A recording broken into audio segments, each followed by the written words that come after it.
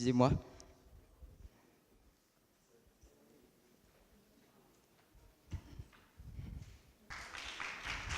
Ok, Merci, speaker. ok. J'ai essayé de résoudre un problème là. Voilà, c'est grâce à ça que je suis là aujourd'hui. Ne vous focalisez pas sur ce que vous êtes aujourd'hui, mais croyez plutôt en ce que vous pouvez réaliser aujourd'hui. C'est une leçon de vie que je tire de Oxopac. Il y a autour de nous assez de problèmes qui minent notre entourage, la société, notre pays. Et face à tous ces problèmes, il y a également deux types de regards assez fréquents. Il y a ceux qui se disent je ne peux pas le faire, je n'ai pas la capacité, je n'ai pas les moyens, je n'ai pas le moyen intellectuel de le réaliser. L'autre peut le faire, l'autre qui a les moyens peut le faire, mais jamais moi. Et d'un autre schéma, il y a certains qui se disent experts, qui ont des expertises en résolution de problèmes, mais jamais qui apportent une solution vraiment viable.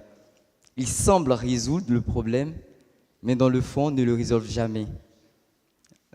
À ce niveau, je me souviens d'une parole du premier président ivoirien, Félix Houphouët-Boigny, qui a dit « On ne veut pas des chercheurs qui cherchent, mais des chercheurs qui trouvent. » Je suis Samuel Sévy. J'ai 23 ans maintenant. J'ai plus 21 ans, j'ai 23 ans maintenant.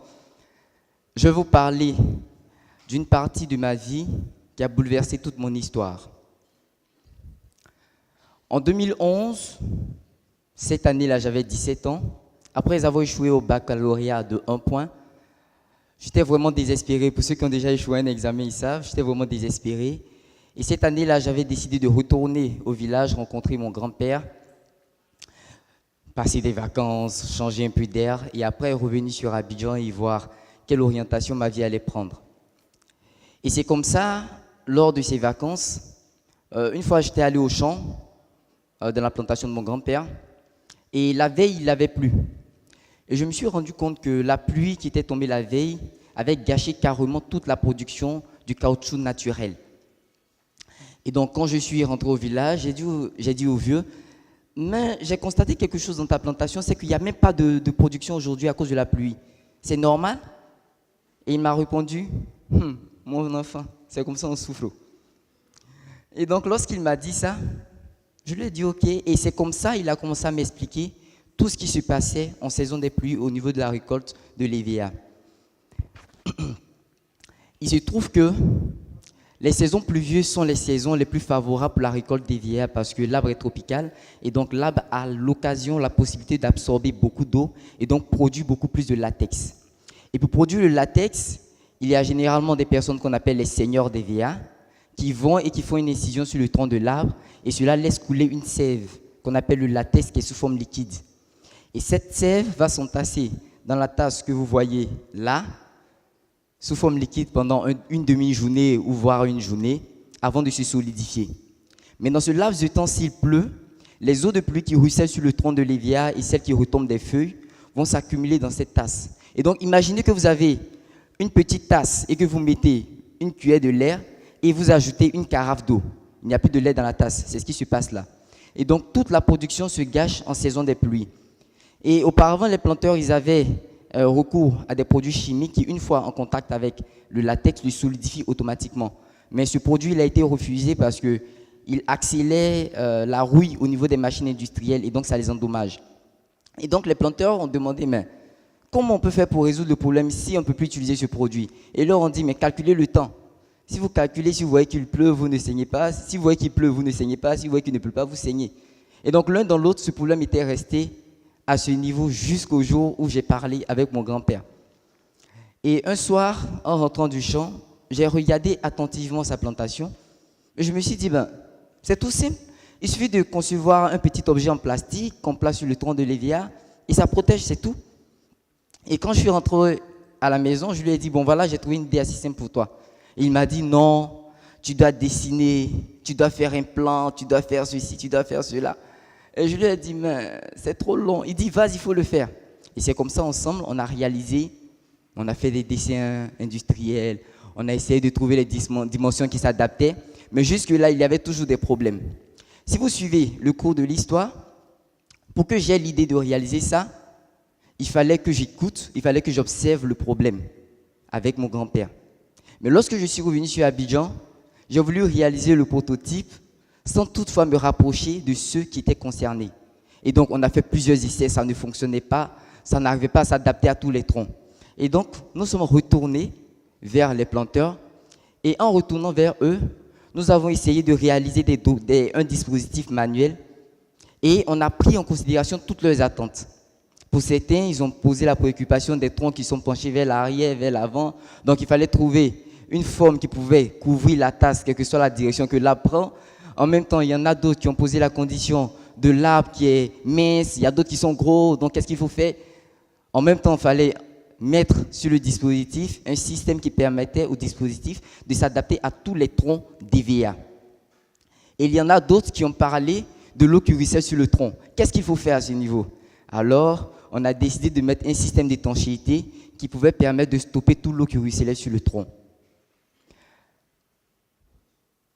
De cela, j'ai tiré une grande leçon, c'est que par moments, nous avons des problèmes que nous voulons résoudre, mais nous n'allons jamais vers ceux qui ont ces problèmes. Souvent, observer, écouter et poser l'action avec ceux qui ont ce problème peut vous permettre de trouver une meilleure solution. Et ce dispositif, il est le seul dispositif le plus autonome en matière de solution de protection de la tasse, c'est le plus autonome pour les planteurs d'EVA. À la suite de cela, nous avons postulé à des compétitions. Nous avons eu en 2015 le prix Passeresse du meilleur jeune inventeur ivoirien. Nous avons été sélectionnés parmi les 10 meilleurs jeunes innovateurs africains. Et donc, je devais porter le nom du pays au niveau africain. Et nous avons remporté d'autres prix et même fait la une de certains grands magazines comme Tomo, Mag, magazine de jeunesse, qui n'est pas donné à tout le monde. C'était un honneur. Lors de ma sélection parmi les 10 meilleurs jeunes innovateurs, il y a l'Africa Innovation Foundation qui m'a invité au Botswana.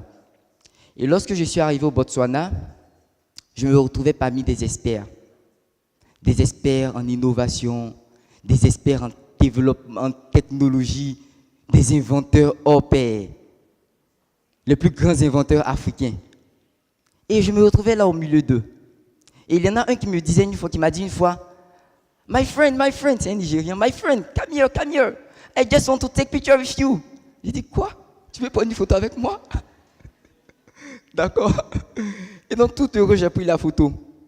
Pour certains, ça peut paraître assez simple, faire une photo avec un grand inventeur. Mais, lorsqu'on sait quel type d'inventeur on est, un inventeur qui est parti de rien, en ce moment, c'est une grande joie pour nous. Le système scolaire m'avait écarté parce que je n'arrivais pas à trouver ma place dans le système scolaire. J'ai lutté, mais je ne me suis pas en sorti dans le système scolaire. J'ai joué au bac de 1 point et je n'avais plus le courage de reprendre. Ce n'est pas seulement le système scolaire qui m'avait écarté, mais il y avait également le système social. Je vais vous raconter une petite histoire qui vous permettra de comprendre en quelques minutes les conditions sociales dans lesquelles je vivais. Quand j'étais en 6e, j'étudiais un soir, je vivais dans une maison sans eau, sans courant, avec ma mère. Et j'étudiais bien évidemment à l'aide d'une bougie. C'était en 2006. Et pendant que j'étudiais un soir jusqu'à minuit, j'étudiais. Et en étudiant, j'ai senti de la fumée. Comme si quelqu'un était... Puisque j'aime beaucoup le village, donc je sais qu'on braise un animal, je sais. Donc j'ai comme ça senti de la fumée. Je me suis dit, c'est quel voisin qui braise de la viande d'agouti à minuit? Ça, ce n'est pas que ses voisins lui demandent. Mais j'ai continué à étudier. Et arrivé un moment, j'ai commencé à sentir une forte chaleur au niveau de ma tête. J'ai juste fait comme ça. En réalité, c'était mes cheveux qui brûlaient.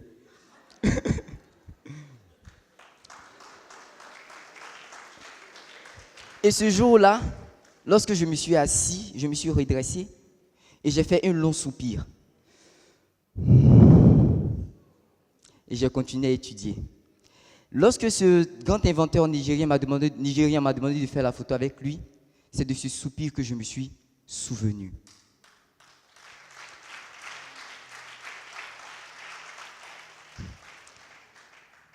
Aujourd'hui, plus que jamais, je suis attaché à cette citation que j'ai faite lorsque j'avais 14 ans.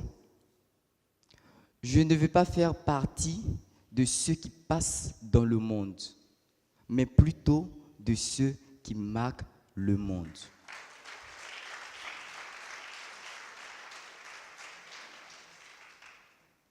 Résoudre un problème ne nécessite pas forcément une grande expertise.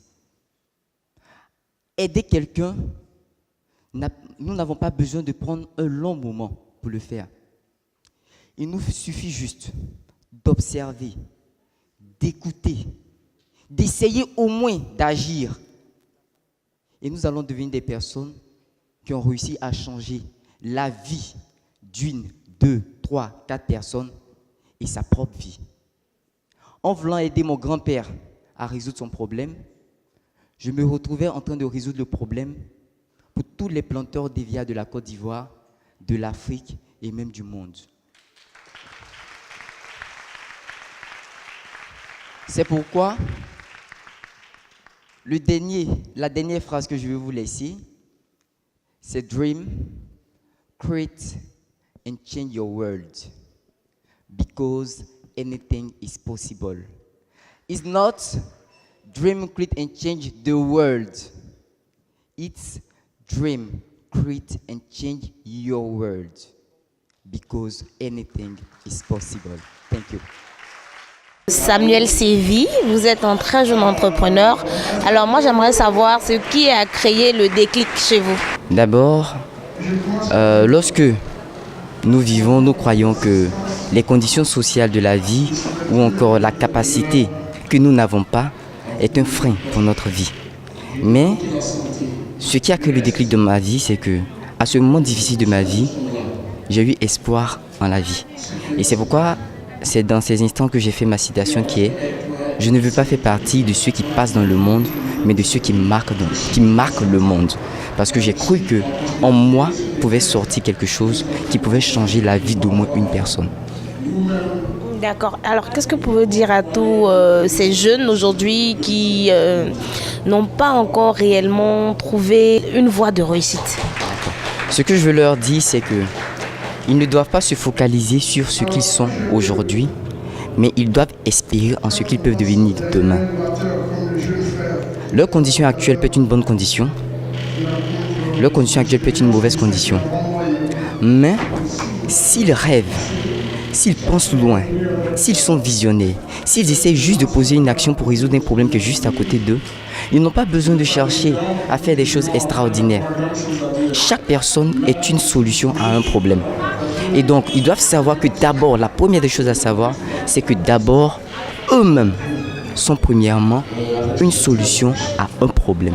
Qu'ils le cherchent, s'ils le trouvent, ils deviendront des personnes qui entreprennent. Alors nous sommes une télévision en ligne, donc une web TV qui fait la promotion de l'entrepreneuriat. Qu'est-ce que vous en pensez?